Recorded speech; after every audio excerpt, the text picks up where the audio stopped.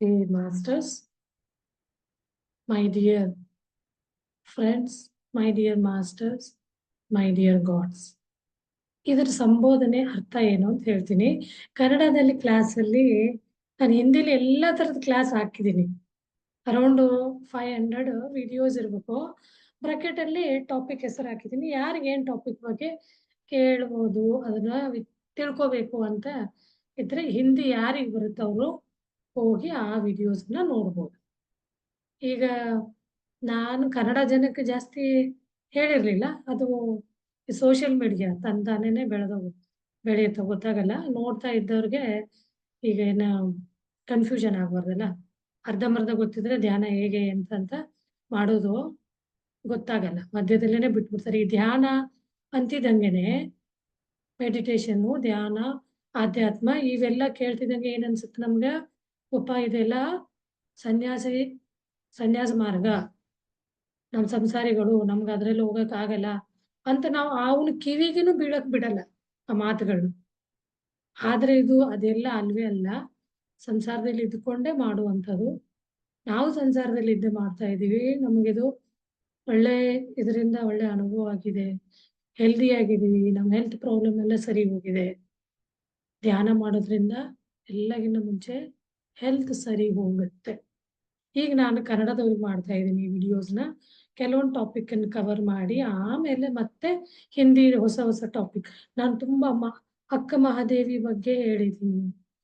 ಆಮೇಲೆ ಮೀರಾಬಾಯಿ, ತುಂಬಾ ಬೇರೆ ಬೇರೆ ಇವ್ರದ್ದು ನಾರ್ತ್ ಇಂಡಿಯನ್ ಸಂತಗಳ ಬಗ್ಗೆ, ಋಷಿ ಮಹರ್ಷಿ ಅವ್ರಗಳ ಬಗ್ಗೆ, ಅಷ್ಟಾವಕ್ರ ಗೀತಾ ಅನ್ನೋ ಬಗ್ಗೆ ಹೇಳಿದ್ದೀನಿ. ಭಗವದ್ಗೀತಾದ ಬಗ್ಗೆ ಹೇಳಿದ್ದೀನಿ. ಆಮೇಲೆ ಒಂದು ತುಂಬಾ ನನ್ನ ಮನಸ್ಸಿಗೆ ಹತ್ತಿರುವಂಥದ್ದು, ಟಚ್ ಆಗಿರುವಂಥದ್ದು ಸೀತಾಯನ ಅಂತ ಹೇಳ್ಬಿಟ್ಟು. ರಾಮಾಯಣದಲ್ಲಿ ರಾಮನ ಪಾತ್ರ ಎಷ್ಟು ಮುಖ್ಯ ಇದೆ ಅಷ್ಟೇ ಮುಖ್ಯವಾಗಿ ಸೀತಂದನು ಸಪೋರ್ಟ್ ಇತ್ತು ಅನ್ನೋದ್ರ ಬಗ್ಗೆ ಬಹಳ ಚಂದ. ಅದರಲ್ಲಿ ಒಬ್ರು ವೆಸ್ಟರ್ನ್ ಕಂಟ್ರಿ ಲೇಡಿ ಸೀತಾನ ಕಾಲದಲ್ಲಿ ಸೇವಕಿಯಾಗಿ ಹುಟ್ಟಿದ್ರು ಅನ್ನೋದ್ರ ಬಗ್ಗೆ ಬಹಳ ಚಂದ ಓದಿ. ನಾನು ಅದನ್ನ 2-3 ಸಲ ಓದ್ಬಿಟ್ಟು ಹಿಂದಿಲಿ ಅದ್ರ ಕ್ಲಾಸ್ ಕೊಟ್ಟಿದ್ವಿ. ಕನ್ನಡದಲ್ಲಿ ಇದೆ ನನ್ನ ಹತ್ರ ಆ ಬುಕ್. ಸ್ವಾಮಿ ವಿವೇಕಾನಂದ ಅವ್ರದ್ದು. ಕೆಲವೊಂದು ನಾರ್ತ್ದ ಗುರುಗಳಿದ್ದಾರೆ ಅವ್ರಗಳ ಬಗ್ಗೆ ಎಲ್ಲ ನಾನು ಹಾಕಿದ್ದೀನಿ. ನೀವು ಯಾರು ಕೇಳಿದಿದ್ರೆ ನೋಡ್ಬೋದು. ಕನ್ನಡ ನಿಮ್ಗೂ ಯಾರಿಗೆ ಕನ್ನಡದಲ್ಲಿ ಇದ್ದವ್ರಿಗೆ ಹಿಂದಿ ಬರುತ್ತೆ ಅವ್ರು ನೋಡಿ. ನಿಮ್ಗೆ ಕನ್ನಡನೇ ಬೇಕು ಅಂದ್ರೆ ನನಗೆ ಒಂದು ರಿಕ್ವೆಸ್ಟ್ ಇಲ್ಲ ಮೆಸೇಜ್ ಹಾಕಿ, ಯೂಟ್ಯೂಬ್ ನೋಡಿದಾಗ ಕನ್ನಡ ವಿಡಿಯೋಸ್ ಹಾಕಿ ಅಂತ ನಾನು ಕನ್ನಡ ವಿಡಿಯೋಸ್ ಹಾಕ್ತೀನಿ. ಯಾಕಂದ್ರೆ ಹಿಂದಿ ವಿಡಿಯೋಸ್ ಆಲ್ರೆಡಿ ನಾನು ತುಂಬಾ ಹಾಕಿದ್ದೀನಿ. ಅವುಗಳನ್ನೇ ರಿಪೀಟ್ ನಾನು ವಾಪಸ್ಸು ತೋರಿಸಿ ಇದನ್ನ ಮಾಡ್ಬೋದು. ನನ್ನ ಟ್ಯಾಗ್ ಮಾಡಿ ಹೇಳ್ಬೋದು. ಏನನ್ನ ನಿಮ್ಗೆ ಕೇಳ್ಬೇಕು ಅಂದ್ರೆ ಏನ್ ನಮ್ಮ ಜೀವನ ಯಾಕೆ ಬರುತ್ತೆ? ಕ್ವಶನ್ ಪ್ರತಿಯೊಂದು ಕ್ವಶನ್ ಕೇಳಿ ಆ ಕ್ವಶನ್ಗೆ ಆನ್ಸರ್ ಇದಾವ ವಿಡಿಯೋಸ್ ನೋಡಿದ್ರೆ ಗೊತ್ತಾಗುತ್ತೆ. ಆಮೇಲೆ ಇನ್ನೊಂದು ಹೇಳ್ಬೇಕು ಅಂದ್ರೆ, ನಾನು ಈ ಧ್ಯಾನಕ್ಕೆ ಬರಕ ಯಾವ ರೀತಿ ನನಗ ಇನ್ಸ್ಪೈರ್ ಆಯ್ತು ಅಂದ್ರೆ, ಮೋಟಿವೇಟ್ ಯಾವುದು ಇದು ಆಯ್ತು, ಹೇಗ್ ಬಂದೆ ಅನ್ನೋದನ್ನು ನಿಮಗೆ ಗೊತ್ತಾಗ್ಬೇಕು. ನಾನು ಇದನ್ನ ಕನ್ನಡದಲ್ಲಿ ಹೇಳಿಲ್ಲ, ಹಿಂದಿಲಿ ಹೇಳಿದ್ದೀನಿ ನನ್ನ ಅನುಭವನ. ನಾನು ಆಧ್ಯಾತ್ಮಕ್ಕಗ ಎಲ್ಲರಿಗೇನು ಕನ್ನಡ ಜನಕ್ಕೆ ನಾನು ಗೊತ್ತಿರ್ತೀನಿ ನನ್ ತಿಳಿದ ಮಟ್ಟಿಗೆ. ನಾನು ಆಧ್ಯಾತ್ಮ ದಾರಿಲಿ ನಾನು ಬಂದಿದ್ದು 2005ರಲ್ಲಿ. ಆಗ ನನಗೆ 2 ರೀತಿಯಾದ ಜೀವನ ಇರ್ತದೆ. ಒಂದು ಸೆಲ್ಫ್ ರಿಯಲೈಸೇಷನ್, ಒಂದು ಗಾಡ್ ರಿಯಲೈಸೇಷನ್ ಅಂತ ಹೇಳಿ. ಸೆಲ್ಫ್ ರಿಯಲೈಸ್ ಅಂದ್ರೆ ನಾನು ಯಾರು ಅಂತ ನನ್ನ ನಾನು ತಿಳ್ಕೊಳ್ಳೋದು. ಅಂದ್ರೆ ನಾನು ಈ ಭೌತಿಕ ಶರೀರ ಅಲ್ಲ, ಆತ್ಮ ಅನ್ನೋದನ್ನ ತಿಳ್ಕೊಳ್ಳೋದು. ನಾನು 2005ರಲ್ಲಿ ಇದನ್ನ ಸೆಲ್ಫ್ ರಿಯಲೈಸೇಷನ್ ಅನ್ನೋ ಒಂದು ಪ್ರೋಗ್ರಾಮ್ ಕಂಡಕ್ಟ್ ಮಾಡ್ತಾರೆ ಅವರು. 2.5 ಗಂಟೆ. ಇದನ್ನು ನಾವು ಗುಜರಾತಲ್ಲಿ ಅಹಮದಾಬಾದ್ ಅನ್ನೋ ಜಾಗದಲ್ಲಿ ಹೋಗಿ ಇದನ್ನ ಅಟೆಂಡ್ ಮಾಡ್ತೀವಿ 2005ರಲ್ಲಿ. ಅವಾಗಿಂದ ನಂದು ಹೇಳ್ಬೇಕಂದ್ರೆ ಆಧ್ಯಾತ್ಮಿಕ ಪಯಣ ಶುರು ಆಯ್ತು. ಅದಕ್ ಮುಂಚೆ ಪೂಜಾ ಪಾಠ ಇತ್ತು ಮನೆಯಲ್ಲೆಲ್ಲ ತುಂಬಾ, ಅದನ್ನ ಮಾಡ್ತಾ ಇದ್ವಿ. ಆವಾಗಿಂದ ನಾನ್ ಯಾರು ಅನ್ನೋ ರಿಯಲೈಸೇಷನ್ ಆಯ್ತು, ಅರಿವಾಯ್ತು. ಅಂದ್ರೆ ನಾನು ಈ ಶರೀರ ಅಲ್ಲ, ಆತ್ಮ. ಆಮೇಲೆ ಅದನ್ನ ಮಾಡ್ತಾ ಅದ್ರಲ್ಲಿ ಏನಿತ್ತು ಅಂದ್ರೆ, ನಾವ್ ಯಾರಿಗೆ ಏನು ಕಷ್ಟ ಕೊಡ್ತೀವಿ ಅದು ಗೊತ್ತಿರಲ್ಲ. ನಮಗೇನು ಕಷ್ಟ ಬರ್ತಾ ಇದೆ ಅದು ಗೊತ್ತಾಗಲ್ಲ. ಅವ್ರು ಹೇಳೋರು ಬರೀ ಕ್ಷಮೆ ಕೇಳಿ ಪ್ರತಿಕ್ರಮಣ ಮಾಡಿ ಅಂತ ಹೇಳೋರು. ಪಶ್ಚಾತ್ತಾಪ, ಪ್ರತಿಕ್ರಮೆ. ಪಶ್ಚಾತ್ತಾಪ ಅಂದ್ರೆ ನಾನ್ ಮಾಡಿದ ತಪ್ಪು ಅನ್ನೋ ಪಶ್ಚಾತ್ತಾಪ ಪಡೋದು, ಅದಕ್ಕೆ ಸಾರಿ ಕ್ಷಮೆ ಕೇಳೋದು. ಅದನ್ನ ಮಾಡ್ತಾ ಮಾಡ್ತಾ ಹೋದ್ರೆ ನಿಮ್ಮ ಕರ್ಮಗಳು ಬರ್ನ್ ಸುಟ್ಟೋಗ್ತಾವೆ ಅನ್ನೋ ಇದನ್ನ ಹೇಳ್ಕೊಟ್ಟಿದ್ರು. ಅದನ್ನ ಮಾಡ್ತಾ ಬರ್ತಿದ್ವಿ. ಕೊನೆಗೆ ನನಗ ಒಂದ್ಸಲ 2010 ಹತ್ತರ ಟೈಮಲ್ಲಿ ಹೆಲ್ತ್ ಪ್ರಾಬ್ಲಮ್ ಆಯ್ತು. ಆಗ ನಾನು ಇದನ್ನ ಬಹಳ ಸೀರಿಯಸ್ ಆಗಿ ಬಹಳ ನಿಯತ್ತಾಗಿ ಮಾಡ್ಕೊಂಡು ಬರ್ತಾ ಇದ್ದೆ. ಬೆಳಿಗ್ಗೆ 1 ಗಂಟೆ, ಅರ್ಧ ಗಂಟೆ ಅದನ್ನ ಒಂದು ಹೇಳ್ಕೊಟ್ಟಿರೋರು ಅವರು. ಯಾವ ರೀತಿ ಪ್ರತಿಕ್ರಮಣ ಕ್ಷಮೆ ಕೇಳ್ಬೇಕು ಅಂತ. ನನ್ನ ಮಣ್ಣು, ವಚನ, ಕಾಯ ಇಂದ ಮನಸ್ಸು ಅಂದ್ರೆ ಮನಸ್ಸಿಂದ ಯಾರಿಗೇನೇನ ಅಂದಿದ್ರೆ, ಕಾಯ ಮಣ್ಣು, ವಚನ ಅಂದ್ರ ವಾಣಿ ನನ್ನ ಮಾತಿಂದ ಯಾರಿಗಾರೆ ನೋವು ಮಾಡಿದ್ರ, ಕಾಯ ಶರೀರದಿಂದ ಯಾರಿಗಾರ ಹೊಡೆದು ಬಡ್ದು ಏನಾನ ಅಂದಿದ್ರೆ, ಆ ರೀತಿ ನಡ್ಕೊಂಡಿದ್ರೆ ಅವು ಮೂರಕ್ಕೂನು ಕ್ಷಮೆ ಕೇಳೋದು. ಮಣ್ಣು, ವಚನ, ಕಾಯ ಅಂತ ಯಾರಿಗಾದ್ರೂನು ತೊಂದ್ರೆ ಮಾಡಿದ್ರೆ ಅದು ನನ್ನಿಂದ ತಪ್ಪಾಯ್ತು, ನನ್ನ ಕ್ಷಮಿಸಿ ಅಂತ ಹಿಂಗ್ ಕೂತಲ್ಲೇನೆ ಅವ್ರನ್ನ ನೆನಪಿಸ್ಕೊಂಡು ಈ ತರ ನಾವು ಒಂದು ಪ್ರತಿಕ್ರಮಣ ಮಾಡೋದು ಮಾಡ್ತಾ ಇದ್ವಿ. ನನಗ ಆರೋಗ್ಯದ ಇದನ್ನ ಯಾಕೆ ಹೇಳ್ತಿದ್ದೀನಿ ಅಂದ್ರ, ನಾನ್ ಇದನ್ನ ಹೇಳಕ್ ನಾನ್ ಯಾರಿಗೂನು ಪಬ್ಲಿಸೈಸ್ ಮಾಡಕ್ ಹೋಗ್ಲಿಲ್ಲ. ನನಗ್ ಹೇಳ್ಬೇಕಂತ ನನ್ ಒಳ ಮನ್ಸು ಹೇಳಿದೆ. ಈ ಪ್ರಚಾರಕರು ಯಾವುದೇ ರೀತಿಯಾದ ಇದೇ ಗುರು ಹೇಳ್ಬೇಕು, ಆ ಗುರು ಹತ್ರನ ಹೋಗಿ ನೀವು ಏನದು ದೀಕ್ಷಾ ತಗೋಬೇಕು, ಅವ್ರ ಫಾಲೋವರ್ ಆಗ್ಬೇಕು, ಅವೆಲ್ಲ ಇರ್ಲಿಲ್ಲ. ಹಂಗಾಗಿ ನಾನು ಬಹಳ ಅವ್ರ ಇದ್ರಲ್ಲಿ ಇನ್ಸ್ಪೈರ್ ಆದೆ. 2010 ನನ್ಗೆ ಹೆಲ್ತ್ ಇಶ್ಯೂ ಆದಾಗ ನಾರ್ಮಲಿ ಡಾಕ್ಟರ್ಸ್ ಹತ್ರ ಹೋದ್ರೆ ಹೇಳ್ತಾರೆ ಡಾಕ್ಟ್ರು, ನನಗೆ ಏನಾಗಿತ್ತು ಅಂತ ಅದನ್ನ ಹೇಳ್ತೀನಿ. ಗರ್ಭಕೋಶದಲ್ಲಿ ಗಂಟಾಗಿತ್ತು ಅಂತ ಹೇಳ್ತಾರೆ. ಆ ಗಂಟಿನ ವಿಷಯ ಕೇಳಿದ್ರೆ ಎಲ್ರಿಗೆ ಭಯ ಆಗುತ್ತೆ. ಏನೋ ಡಾಕ್ಟರ್ ಹತ್ರ ಅಲೋಪತಿಕ್ ಡಾಕ್ಟರ್ ಹತ್ರ ಹೋದ್ರೆ ಆಪರೇಷನ್ ಮಾಡಬೇಕು ಅಂದಿದ್ರು. ನನಗ ಆಲ್ರೆಡಿ ಅಧ್ಯಾತ್ಮದಾಗಿಂದನ ಆಪರೇಷನ್ ಎಲ್ಲ ಬೇಡ, ಶರೀರಕ್ಕೆ ಹಿಂಸೆ ಕೊಡಬಾರ್ದು, ಅಂಗಾಂಗಗಳನ್ನ ನಾವು ಪ್ರೀತಿಯಿಂದ ನೋಡ್ಕೋಬೇಕು. ಅವಾಗ ಇನ್ನೂ ಅಷ್ಟು ಗೊತ್ತಿರ್ಲಿಲ್ಲ ನನಗೆ ಅವುಗಳ ಜೊತೆ ಹೆಂಗ್ ಕನೆಕ್ಟ್ ಆಗ್ಬೇಕು, ಯಾವ ರೀತಿ ಪ್ರೀತಿನ ಅವುಗಳಿಗೆ ಕಳಿಸ್ಬೇಕು, ಅವುಗಳನ್ನು ಕ್ಷಮೆ ಕೇಳ್ಬೇಕು ನಾವು ಅನ್ನೋದು ಅಷ್ಟರ ಮಟ್ಟಿಗೆ ಅವಾಗ ಗೊತ್ತಿರ್ಲಿಲ್ಲ, ಒಂದೊಂದು ಅಂಗಾಂಗನು ಕೂಡ. ಅವಾಗ ನನಗೆ ಆಪರೇಷನ್‌ಗೆಲ್ಲ ಇಷ್ಟ ಇರ್ಲಿಲ್ಲ. ಆಗ ನಾನು ಈಗೊಂದು ಫಸ್ಟ್ ನಿಮ್ಗೆ ಹಾಕಿರ್ತೀನಿ ಎಲ್ಲರಿಗೂ ಕನ್ನಡದಲ್ಲಿ, ಇವನ್ ಹಿಂದಿಲೂನು ನಾ ಧ್ಯಾನ ಹೇಳ್ಕೊಡಕ್ ಹೋಗ್ತೀನಲ್ಲ, ಅಲ್ಲಿ ಸ್ಪಿರಿಚುವಲ್ ರಿಯಾಲಿಟಿ ಅನ್ನೋ ವಿಡಿಯೋ ತೋರ್ಸೇನೆ ನಾನ್ ಧ್ಯಾನ ಹೇಳ್ಕೊಡ್ತೀನಿ ಎಲ್ರಿಗೂ. ಯಾಕಂದ್ರೆ ಅದ್ರಲ್ಲಿ ಪಿಕ್ಚರ್ ಫಾರ್ಮ್ ಅಲ್ಲಿ ಬಹಳ ಚಂದ ಹೇಳಿದ್ದಾರೆ ಯಾವ ರೀತಿ ಧ್ಯಾನ ಮಾಡೋದು, ಧ್ಯಾನದಲ್ಲಿ ಏನಾಗುತ್ತೆ. ಬಾಳ ಅದ್ರ ಬಗ್ಗೆ ರಾಂಗ್ ಬಿಲೀಫ್ಸ್ ಇರುತ್ತೆ. ಅದ್ರ ಬಗ್ಗೆ ತಿಳುವಳಿಕೆನೇ ಇರಲ್ಲ. ಹಾಗಾಗಿ ನಾವು ಅದನ್ನ ಇದು ದೊಡ್ಡ ನಮಗೋಸ್ಕರ ಅಲ್ವೇ ಅನ್ನೋಂಗ ಅದನ್ನ ಎತ್ತಿಟ್ಬಿಟ್ಟಿರ್ತೀವಿ. ಅದನ್ನ ನೋಡಿ ನಾನು ಅದನ್ನ ನೋಡೇನೆ, ನನ್ಗೆ ಯಾರು ಹೇಳಿಲ್ಲ. ಯಾರು ಗುರು ಹತ್ರ ಇಲ್ಲ ಏನಿಲ್ಲ. ಅದನ್ನ ರ್ಯಾಂಡಮ್ಲಿ ನಾನು ಹುಡುಕ್ತಾ ಇದ್ದೆ. ನಾನು ಎಲ್ಲೋ ಕೇಳಿನಲ್ಲ, ಧ್ಯಾನ ಮಾಡೋದ್ರಿಂದ ನಮ್ಮೊಳಗ್ ರೋಗ ಏನೇ ಇದ್ರಿ, ಗಂಟ ಇರ್ಲಿ, ಏನೇ ಇರ್ಲಿ ಎಲ್ಲ ಸರಿ ಹೋಗುತ್ತೆ ಅನ್ನೋದು ನನಗೆಲ್ಲೋ ಒಂದ್ ಕಡೆ ನೆನಪಿಗಿತ್ತು. ಅದನ್ನ ನಾನು ಮೆಡಿಟೇಷನ್ ಅಂತ ಹುಡುಕ್ತಾ ಇದ್ದಾಗ ನನಗೆ ಆ ಸ್ಪಿರಿಚುವಲ್ ರಿಯಾಲಿಟಿ ಅನ್ನೋದು ಸಿಕ್ತು. ಅದನ್ನ ನೋಡಿ ನಾನು ಅದ್ರ ಪ್ರಕಾರ ಧ್ಯಾನ ಮಾಡಿ, ನನಗೆ ಗರ್ಭಕೋಶದಲ್ಲಿ ಗಂಟಿದೆ ಅದ್ರ ಮೇಲೆ ಗಮನ ಇಟ್ಟು ಧ್ಯಾನ ಮಾಡಕ್ ಸ್ಟಾರ್ಟ್ ಮಾಡಿದೆ. ನನಗೆ ಅಷ್ಟು ಸೀರಿಯಸ್ ಗೊತ್ತಿರ್ಲಿಲ್ಲ. ಇಷ್ಟು ನಿಮಿಷನೇ ಮಾಡ್ಬೇಕು, 1 ಗಂಟೆ 2 ಗಂಟೆ ಇಲ್ಲ, ನಾನು 15 20 ನಿಮಿಷ ಇಷ್ಟು ಮಾಡ್ತಿದ್ದೆ. ಅದನ್ನ ಮಾಡ್ತಾ ಮಾಡ್ತಾ ನಾನು ಬ್ರಹ್ಮಕುಮಾರಿ ಮೆಡಿಟೇಷನ್ ಮಾಡಿದೆ. ಆಮೇಲೆ ರವಿಶಂಕರಿ ಅವ್ರದ್ದು ಮಾಡ್ತಾ ಬಂದೆ. ಧ್ಯಾನ, ಯೋಗ ಇವೆಲ್ಲ ನನ್ನ ದಿನದ ದಿನಚರಿ ಆಗಿತ್ತು. 1 ಗಂಟೆ ಧ್ಯಾನ ಮಾಡೋದು ಅಂದ್ರೆ ಯೋಗ ಮಾಡೋದು, ಆಮೇಲೆ ಒಂದು 15-20 ನಿಮಿಷ ಧ್ಯಾನ. ಇದನ್ನ ಮಾಡ್ತಾ ಮಾಡ್ತಾ ನಾನು ಆಯುರ್ವೇದದಲ್ಲಿ ಹೋದೆ. ಆಯುರ್ವೇದವ್ರು ಹೇಳಿದ್ರು, ಇದು ಸ್ವಲ್ಪ ಬಹಳ ನಂಬೋದಿಲ್ಲ, ಜನಗಳಿಗೆ ಭಯ, ಯಾಕಂದ್ರೆ ಧೈರ್ಯ ಇರಲ್ಲ, ಏನಾನ ಆಗ್ಬಿಡ್ತೈತೇನೋ. ಆ ಡಾಕ್ಟರ್‌ಗೆ ಹೇಳಿದೆ ನಾನು, ಇಲ್ಲ ನೀವು ಆಪರೇಷನ್ ಮಾಡಿಸ್ಲೇಬೇಕು, ಇಲ್ಲಾಂದ್ರೆ ನಿಮ್ಗ ಪ್ರಾಬ್ಲಮ್ ಆಗುತ್ತೆ ಅಂತ ಹೇಳಿ. ನಾನು ಈ ಮಾತನ್ನ ಯಾಕೆ ಹೇಳ್ತೀನಿ ಅಂದ್ರೆ, ನಮ್ಮ ಭಯ ನಮಗದು ರೋಗ ಉಲ್ಬಣ ಮಾಡುತ್ತೆ. ಆ ಭಯದಿಂದ ಬೇರೆಯವ್ರನ್ನ ಕೇಳಿದ ತಕ್ಷಣ ಯಾರೋ ಏನೋ ಆಯ್ತು, ಯಾರದ್ದೇ ಡೆತ್ ಆಯ್ತು ಅಂತ ಕೇಳ್ತಿದ್ದಂಗೆನ ಏನಕ್ಕಾಯ್ತು ಅದನ್ನ ಕೇಳಿಸ್ಕೊಂತೀವಿ. ಆ ವಿಷಯ ಗೊತ್ತಾದ್ರೆ ಬಿಪಿನೋ, ಶುಗರೋ ಹೆಚ್ಚಾಯ್ತು, ಹಾರ್ಟ್ ಅಟ್ಯಾಕ್ ಆಯ್ತು ಅಂತ ಹೇಳಿ ಅದು ನನಗೂ ಆಗ್ಬಿಡುತ್ತೇನೋ ಅನ್ನೋ ಭಯ ಮನುಷ್ಯನಲ್ಲಿ ಬಂದ್ಬಿಡುತ್ತೆ.